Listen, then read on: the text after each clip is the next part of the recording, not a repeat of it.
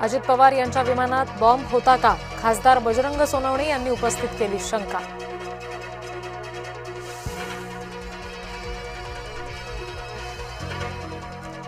मुंबई महापौर आणि उपमहापौर निवडीवर आज शिक्कामोर्तब होणार. फडणवीस शिंदेंमध्ये चर्चा होणार. उद्या अर्ज दाखल करण्याची शक्यता.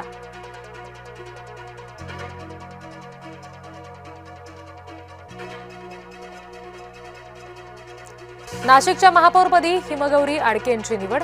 शिवसेनेचे विलास शिंदे यांची उपमहापौरपदी निवड. उपमहापौर निवडीनंतर विलास शिंदे यांना अश्रू अनावर.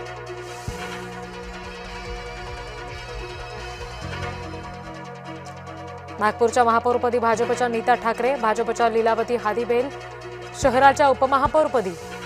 काँग्रेसच्या महापौरपदाच्या उमेदवार स्नेहल ठाकरे यांचा पराभव.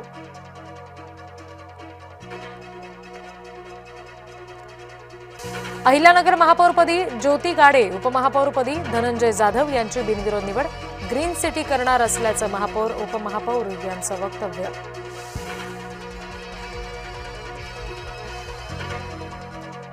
धुळे महापालिकेच्या महापौरपदी मायादेवी परदेशी. उपमहापौर पदावर ज्योत्स्ना प्रफुल्ल पाटील यांची एकमताने निवड.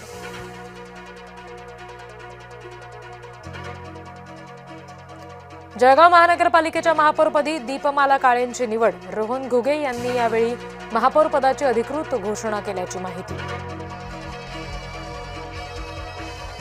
रवी लांडगे यांची पिंपरी चिंचवड महापौरपदी बिनविरोध निवड. शर्मिला बाबर यांची उपमहापौरपदी नियुक्ती.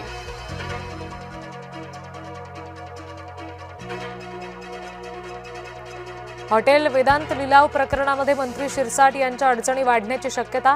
लिलाव प्रकरणाची विभागीय आयुक्तांकडून चौकशी. लिलावात शिरसाट यांच्या मुलाचा सहभाग. नाशिकमध्ये अखेरच्या क्षणी भाजप शिवसेना युती. शिवसेना भाजपसोबत सत्तेत सहभागी होणार. राष्ट्रवादी मनसेचा सुद्धा भाजपला पाठिंबा. नाशिकमध्ये निवडणुकीच्या पार्श्वभूमीवर राष्ट्रवादी काँग्रेसमध्ये गोंधळ. राष्ट्रवादीचा भाजपला बिनशर्त पाठिंबा.